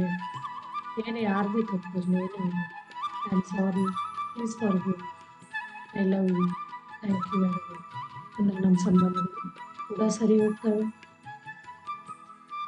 ಇದೆಲ್ಲ ಆದಮೇಲೆ ನಾವು ನಮ್ಮ ಉಸಿರಿನ ಕಡೆ ಗಮನ ತಗೊಂಡೋದ್ರೆ ನಮ್ಮ ಶರೀರದಲ್ಲಿರೋ ಬ್ಲಾಕೇಜಸ್ ನಮ್ಗೆ ಗೊತ್ತಿದ್ದನೋ ಇಷ್ಟು ದಿನ ನಾವು ಏನೇನು ನಮ್ಮ ವಿಚಾರಗಳು ನಾವು ನೆಗೆಟಿವ್ ಯೋಚನೆ ಮಾಡೋದ್ರಿಂದನೂ ರೋಗ ಬರುತ್ತೆ. ಬೇರೆಯವ್ರ ಬಗ್ಗೆ ಕೆಟ್ಟ ಯೋಚನೆ ಮಾಡೋದ್ರಿಂದಲೂ ರೋಗ ಬರುತ್ತೆ. ನಿಮ್ಮ ಶರೀರದಲ್ಲಿನ ಉಸಿರಾಟ ಹೆಚ್ಚು ಕಮ್ಮಿ ಆಗಿರೋದ್ರಿಂದ ರೋಗ ಬರುತ್ತೆ. ಅದನ್ನು ಸರಿಪಡಿಸ್ಕೋಬೇಕಂದ್ರೆ ನಾವು ನಮ್ಮ ಉಸಿರನ್ನು ಗಮನಿಸ್ತಾ ಜೀರೋ ಸ್ಥಿತಿ, ವಿಚಾರ ಮುಕ್ತ ಸ್ಥಿತಿ ಹೋಗ್ತಿದ್ದಂಗೆ ನಮ್ಮ ಬ್ರಹ್ಮರಂಧ್ರ ಓಪನ್ ಆಗುತ್ತೆ. ಅಪಾರ ವಿಶ್ವ ಪ್ರಾಣಶಕ್ತಿ ಶರೀರದಲ್ಲಿ ಹರಿತ, ಶರೀರದ ಒಳಗಿರು ಸೂಕ್ಷ್ಮ ಅತಿ ಸೂಕ್ಷ್ಮ ಬ್ಲಾಕೇಜಸ್ ಎಲ್ಲ ಕ್ಲೀನ್ ಆಗ್ತಾ ಹೋಗುತ್ತೆ. ನಾವು ರೋಗ ಮುಕ್ತ ಆಗ್ತಾ ಹೋಗ್ತೀವಿ. ಇದನ್ನು ಧ್ಯಾನ ಆಗ್ತದೆ. ಧ್ಯಾನದಲ್ಲಿ ಅಂತ ದೊಡ್ಡ ಏನಿಲ್ಲ, ಖಾಲಿ ಕೂತ್ಕೊಳ್ಳೋದೇ ಧ್ಯಾನ. ಖಾಲಿ ಕೂತ್ರೆ ಏನು ಮಾಡೋದು? ನಮ್ಮ ಸಹಜ ಉಸಿರಾಟನ ಗಮನಿಸ್ತೀವಿ. ಒಂದು ಉಸಿರಾಟ ತಪ್ಪಿದಾಗ ಒಂದೊಂದೇ ಉಸಿರಾಟನ ನೋಡ್ತಾ ನಮ್ಮ ಗಮನ ನಮ್ಮ ಮೇಲ್ತುಟಿ ಮೇಲೆ ಇರಬೇಕು. ಒಳ ಹೋಗೋ ಉಸಿರು, ಹೊರ ಬರೋ ಉಸಿರನ್ನು ನೋಡ್ತಾ ಕೂತ್ರೆ ಅಷ್ಟು ಸಾಕು. ನೀವು ಇದು ಒಂದೇ ನೋಡಿ ಮ್ಯಾಜಿಕ್, ಮತ್ತಿನ್ನೇನಿಲ್ಲ. ನೀವು ರೋಗದಿಂದ ಮುಕ್ತ ಆಗ್ತೀರ. 1 ತಿಂಗಳು 2 ತಿಂಗಳು ಮಾಡಿ ನಿಮಗೆ ನೀವೇ ಚೆಕ್ ಮಾಡಿಕೊಳ್ಳಿ, ನಿಮ್ಮಲ್ಲಿ ಯಾವ ರೀತಿ ಬದಲಾವಣೆ ಇದೆ. ಎಂಥ ದೊಡ್ಡ ರೋಗ ಇದ್ದರೂ ಕೂಡ ಅದು ನಾರ್ಮಲ್ ಆಗ್ತಾ ಬರುತ್ತೆ. ಆ ಥರದ್ದು ರೋಗ ಇದ್ದರೆ 2-3 ಗಂಟೆ ಧ್ಯಾನ ಮಾಡಿದರೆ ಆಟೋಮೆಟಿಕಲಿ ನೀವು ರೋಗದಿಂದ ಮುಕ್ತ ಆಗ್ತಾರೆ. ಚಿತ್ತವೃತ್ತಿ ನಿರೋಧ. ನಮಗೆ ರೋಗ ಬರೋದು ನಮ್ಮ ಸೈಕೋಸಮ್ಯಾಟಿಕ್ ಯೋಚನೆ ಶಕ್ತಿಯಿಂದ. ಅದು ರೋಗ ಬರೋಕ್ಕೆ ಮುಂಚೆನೇ ನನಗಾಗಿದೆಯೋ ಏನೋ ಅಂತ ಒಂದು ನಾವು ನಮ್ಮ ಒಳ ಚೈತನ್ಯದ ಮನಸ್ಸಿಗೆ ಆ ಥರದ ಮೆಸೇಜನ್ನು ಕಳಿಸಿ ರೋಗವನ್ನು ತಂದುಕೊಳ್ತೀವಿ.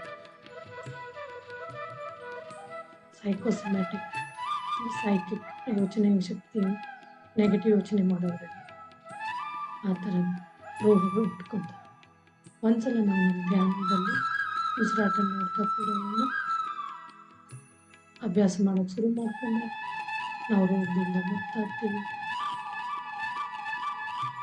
ಅದ್ರ ಜೊತೆಲಿ ನಾವು ಎಂಥ ಕೆಲಸ ಮಾಡಿದ್ರು, ಹಾರ್ಡ್ ವರ್ಕ್, ಕಷ್ಟದ ಕೆಲಸ ಮಾಡಿದ್ರು ನಮ್ಗೆ ಯಾವುದೇ ರೀತಿಯಾದ ಸುಸ್ತಿ, ಟಯರ್ಡ್ ಅನ್ನೋದು ಆಗಲ್ಲ. ಯಾಕಂದರೆ ಆ ವಿಶ್ವ ಪ್ರಾಣಶಕ್ತಿ ನಮಗೆ ಅಂಥ ಎನರ್ಜಿ ಕೊಡ್ತದೆ. ಚಾರ್ಜ್ ಮಾಡೋದು ಯಾವ ರೀತಿ ನಾವು ಮೊಬೈಲ್ ಚಾರ್ಜ್ ಮಾಡಿದ್ರೆ ದಿನ ಇಡೀ ಮೊಬೈಲ್ನಾಗ ಇರ್ತಲ್ಲ, ಅದೇ ರೀತಿ ನಾವು ಧ್ಯಾನ ಮಾಡಿ ಕೆಲಸಕ್ಕೆ ಹೋಗಿ ಕೆಲಸ ಮಾಡಿ ಮನೆಗೆ ಬಂದ ನಿಮ್ಗೆ ಮುಂಚೆ ಟೈಮಲ್ಲಿ ಸುಸ್ತಿ ಅನಿಸುತ್ತೆ. ಬಟ್ ಅದೇ ಧ್ಯಾನನ ಅಳವಡಿಸ್ಕೊಂಡ ಮೇಲೆ ಅದೇ ರೀತಿಯಾದ ಸುಸ್ತು ಅನ್ನೋದಿದೆ. ಇದನ್ನು ನೀವು ಚೆಕ್ ಮಾಡಿ ನೋಡಿ. ಉಸಿರನ್ನು ಗಮನಿಸ್ತಾ ಹೋಗಿ ಧ್ಯಾನ ಮಾಡೋದಕ್ಕೆ ನಾವು ಕೆಲವೊಂದು ಗಾನ ಅಂದರೆ ಮ್ಯೂಸಿಕ್ಗಳನ್ನ ಯೂಸ್ ಮಾಡ್ಕೊತೀವಿ. ಅದರಿಂದ ವಿಚಾರಗಳು ಬರೋದು, ಪಕ್ಷಿಗಳ ಸೌಂಡ್ ಆಗ್ಕೊಳ್ಳೋದು, ನೀರು ಹರಿತಾ ಇರೋದು, ನೇಚರ್ ಮಧ್ಯದಲ್ಲಿ ಕೂತು ಧ್ಯಾನ ಮಾಡ್ಬೋದು. ಸಮುದ್ರ ದಂಡೆಯಲ್ಲಿ, ನದಿ ದಂಡೆಗೆ ಕೂತು ಧ್ಯಾನ ಮಾಡ್ಬೋದು. ಕಾಡಿನ ಮಧ್ಯದಲ್ಲಿ ಆಮೇಲೆ ಬೆಳದಿಂಗಳಲ್ಲಿ ಕೂತು ಧ್ಯಾನ ಮಾಡಿದ್ರೆ 100 ಪಟ್ಟು ಹೆಚ್ಚು ಎನರ್ಜಿ ನಾವು ರೋಗದಿಂದ ಮುಕ್ತ ಆಗ್ತೀವಿ. ಈ ರೀತಿ ನಿಮ್ಗೆ ಯಾವುದೋ ಪರಿಸ್ಥಿತಿಯಲ್ಲಿ ಸಿಗುತ್ತೆ ಅಲ್ಲಿ ಕೂತು ಧ್ಯಾನ ಮಾಡಿ. ಧ್ಯಾನ ಅಂದರೆ ಶ್ವಾಸದ ಮೇಲೆ ಗಮನ, ಶ್ವಾಸದ ಮೇಲೆ ಧ್ಯಾಸ.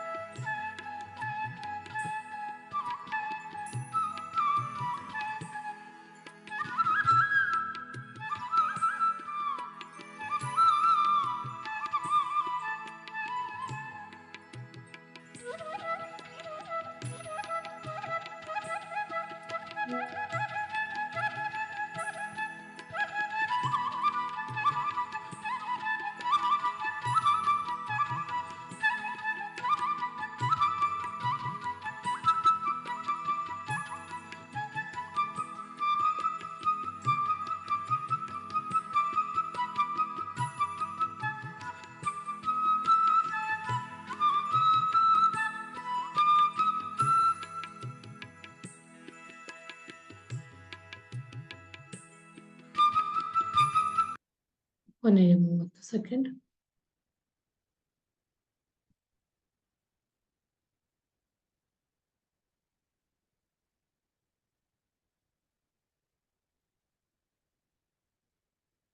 ನಿಧಾನವಾಗಿ ನಿಮ್ಮ ಶರೀರದ ಕಡೆ ಪ್ರಜ್ಞೆ ತಗೊಂಡ್ಬನ್ನಿ. ಒಂದೊಂದು ಶರೀರದ ಅಂಗಾಂಗಗಳನ್ನ ನೋಡ್ಕೊಳ್ಳಿ. ನಿಧಾನವಾಗಿ ನಿಮ್ಮೆರಡು ಕೈಗಳು ಬಿಡಿಸ್ಕೊಂಡು ಕಣ್ಣಿನ ಮೇಲೆ ಇಟ್ಕೊಳ್ಳಿ. 5 ಸೆಕೆಂಡ್. 5, 4, 3, 2, 1. ನಿಧಾನವಾಗಿ ಕೈನ ಮುಂತರ್ತಾ ಕಣ್ಣನ್ನು ಬಿಡಿ. ಕೃತಜ್ಞತೆಯನ್ನು ತೋರಿಸಿ. ನಿಮ್ಮ ಶರೀರದ ಒಂದೊಂದು ಅಂಗಾಂಗಗಳಿಗೂ ಕೃತಜ್ಞತೆ, ಧನ್ಯವಾದ ಹೇಳಿ. ಆಮೇಲೆ ನಿಮ್ಮ ತಂದೆ ತಾಯಿಗೆ ಧನ್ಯವಾದ ಹೇಳಿ ಚಪ್ಪಾಳೆಯ ಮೂಲಕ. ನಿಮ್ಮ ಗುರುಗಳಿಗೆ ಧನ್ಯವಾದ ಹೇಳಿ. ನಿಮ್ಮ ಧ್ಯಾನದಲ್ಲಿ ಯಾರನ್ನ ಆಹ್ವಾನ ಮಾಡಿದ್ರಿ ಅವೆಲ್ಲ ದೇವರುಗಳಿಗೆ ಧನ್ಯವಾದ. Thank you.